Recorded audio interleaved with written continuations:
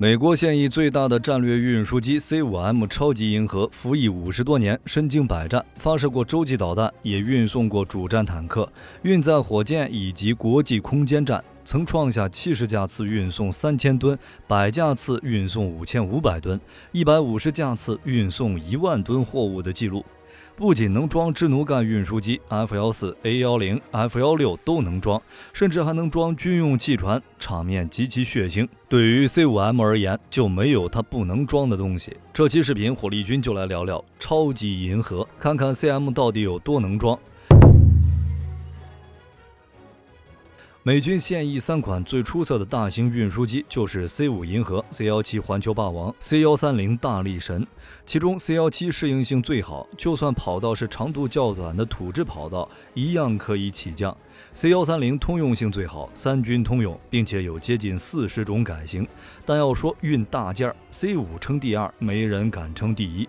就比如这张图，最小的那3个是 C-130，其次就是 C-17，最大的是 C5。C-130左边是一架 F-15，在战斗机中个头算大的，但在 C-130面前它就显得很小。在 C5M 运输机跟前， F-15可以用迷你2字来形容。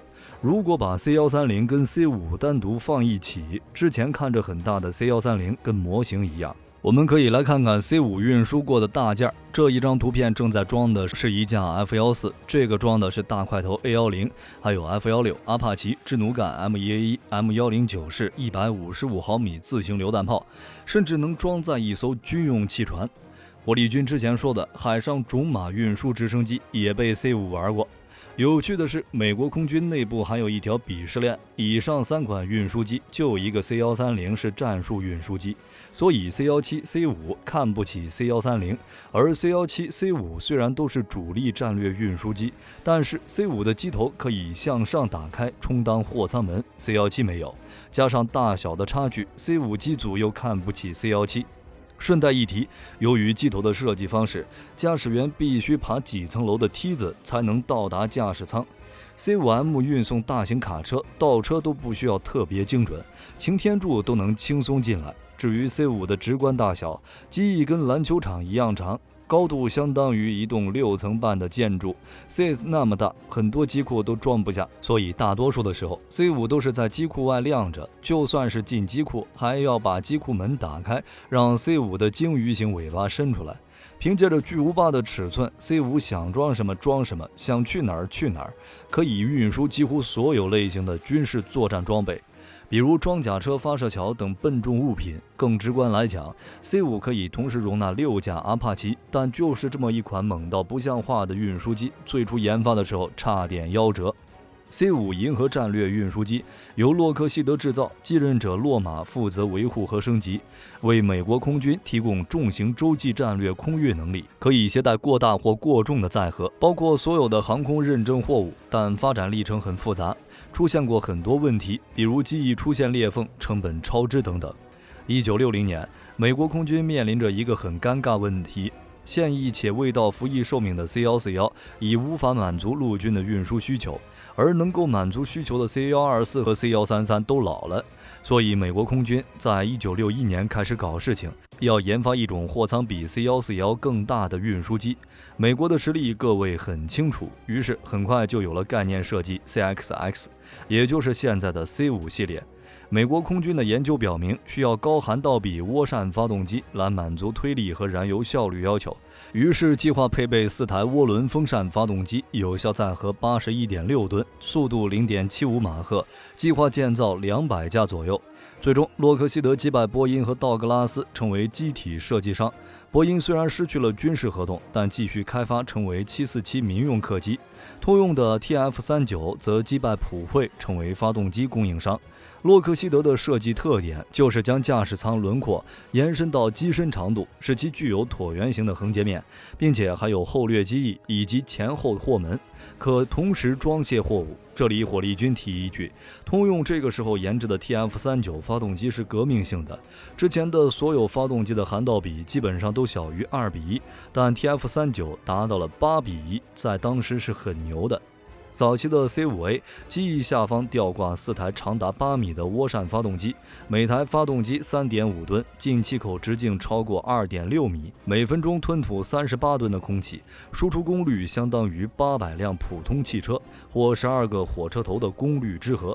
另外，发动机还能在 C5 降落时提供逆推力，从而缩短滑跑距离。发动机与机体设计完成之后，美军就动手生产了。1968年 C5 首次试飞，并于次年正式装备部队。1966年至1975年生产了81架 C5A 运输机，只是性能好归好，整个过程却很曲折，比如成本超支和技术问题。1968年、1969年那时候，国会调查的对象就是 C5A， 于是 C5 开发计划就有了一个荣誉：美国第一个超支10亿美元，相当于今天74亿美元的开发计划。加上机翼出现裂缝，国防部放弃了全面采购计划，最终也就生产了81架 C5A。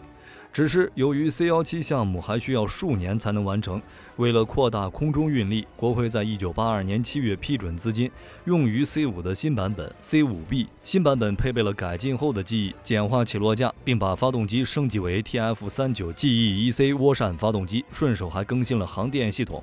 20世纪80年代中期，洛克希德公司重开生产线，并在1986年至1989年之间制造了50架 C5B 运输机。重点来了，该款运输机至今有4种型号 ：C5A 型81架、C5B 型50架、C5C 型2架、C5M 超级银河52架。其中只有 A、B 两型是生产的，共131架。C5C 与 C5M 都是升级改造的。其中 C5C 型是美国空军专门改版的，用来运送卫星整枚宇宙神 2A 型火箭以及部分国际空间站。不过论升级，还是 C5M 比较彻底。1998年，美军推出航空电子现代化计划，开始升级 C5 的航空电子设备，包括玻璃驾驶舱、导航设备以及新的自动驾驶仪系统，并且用更强大的发动机替换 TF39。按照计划，由52架 C5 飞机进行现代化改造，包括49架 B 型、2架 C 型和1架 A 型，将其服役寿命延长至2040年及以后。升级后的 C5M 机身长度75米，翼展68米，高度20米，机翼面积580平方米，空重172吨，最大起飞重量418吨，载重129吨，载油150吨。起落架设计包括一个前起落架和4个位于机身底部两侧的主起落架，感觉机腹下面全是轮子，安装有28个轮胎。前起落架4个，主起落架24个。当然，重点还是动力系统。C5M 换成了4台通用电气 F138-100涡扇发动机，每台推力230千牛，也就是波音744发动机的军用版。每台发动机的发电机可以独立提供飞机所需电力。这4台发电机可以供应5万人口城市的用电需求，最大载重航程9165公里。C5 具有12个内置机翼油箱，并且可以进行空中加油。C5 是世界上第一种安装空中受油管的运输机。它的航程有多远，主要看机组人员的忍耐力。在机身长度的货舱上方有一个上层甲板，用于飞行操作。机鼻和后货舱门可以打开，货舱的全宽和全高最大限度地提高超大设备的装载效率。全宽坡道可以从货物舱的任意端装载双排车辆。C5 还能进行空投，其后舱门用于空投车辆和设备，机身两侧的门用于投送伞兵。这个数据已经碾压 C130 了。C130 空重34吨，最大运载能力约20吨，最大起飞重量70吨。一架 C5M 运输机的空重比2架满载起飞的 C130 还要重，运输能力更是不在一个级别。C5M 运输机货舱长43米，高4米，宽6米，货舱首尾直通，前后门均可装卸货物。在拆掉机翼的情况下，C5 的货舱可以容纳一架 C130， 美国空军偶尔会进行类似的 C130 机体装卸训练，拥有36个标准集装货盘，最大有效载荷127吨。货舱分上下2层，上层分前后2段只装人，前段15人，后段75人。下层可装人可装货，但不混装。装人是270名全副武装士兵，装货是2辆 M1 型坦克、6架 AH-64 阿帕奇武装直升机、16辆3吨卡车、10枚潘兴中程地对地导弹及其发射车等。在运载能力上，超过了 C-17和 C-130等机型。相较于二者 ，C-5M 战略运输机的运载能力是 C-17的 1.7 倍，是20吨级战术运输机 C-130的近7倍。2018年4月18日，最后一架 C-5M 超级银河离开美国空军第6工厂，向位于加州的特拉维斯空军基地交付。至此，52架 C-5M 全部交付完毕。服役时间长，运输机能力牛 ，C-5直接成为了战场明星，实战经验丰富。美国空军自1969年以来一直在运营 C-5，美国所有主要冲突中的军事行动基本都有 C-5的身影，包括越南、伊拉克、阿富汗以及盟国支持，比如约姆基普尔之战、海湾战争等等。同时还负责人道主义援助，提供救灾援助，并支持美国的太空计划。1972年5月 ，C-5 远赴东南亚支援越南战争，其在仅飞行109架次的情况下，就运送了5450吨货物，而后在10月28至11月28日的1个月内，执行了69次特殊的运输任务，运送3000吨货物。强大的运输能力很好地支援了越南战争。在1973年的第4次中东战争期间， C-5运输机在32天内飞行145架次，运送了10080吨物资抵达以色列。虽然145架次仅占运输机总出动架次的25%，但重量占据了运送总重量的一半，平均每次飞行运送74吨物资。1990年的海湾战争让 C-5一战成名，其参与的沙漠盾牌和沙漠风暴行动算是历史上规模最大的空中运输行动。当时美空军出动了80%的 C-141机队和90%的 C-5运输机，将美军近3/4的空运货物和1/4空运人员安全地送至海湾地区。值得一提的是 ，C-5不仅飞过南极洲，而且在1974年10月24日，在太平洋上空6000米处空投了39吨重的民兵1洲际弹道导弹。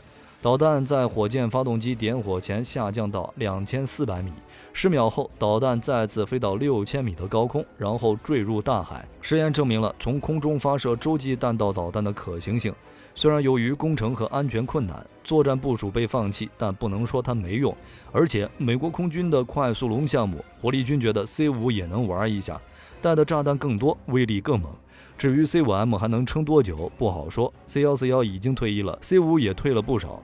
最后一架服役的 C-5A 在2017年9月7日退役。目前，美国空军运输机的主力是 C-17和 C-5混用。C-130这种个头一般的运输机，主要还是战术和野战级别的运输。考虑到 C-5M 的性能改进以及对现有机队升级的投资，可以预见的是 ，C-5很有可能继续在美国空军当大哥。不过，明天和意外永远不知道哪个先来。军事装备这东西，操作寿命取决于技术以及任务要求和预算限制。从长远来看 ，C-5有可能被一种新型运输机所取代。美国空军已经表示对探索下一代空运能力感兴趣，比如先进技术大型空运机概念，设想了一种比现有 C-5M 更大、更高效、技术更先进的飞机。不过这都是2040年之后的事情了。就当前来说 ，C-5M 的大哥地位还是挺稳的 ，C-130、C-17累死也赶不上。好了，本期视频到这儿就结束了。各位认为 C-5M 能服役到什么时候？可以在视频下方留言，大家一起讨论。如果内容有不对的地方，也可以在下方指正。我是火力军，下期见。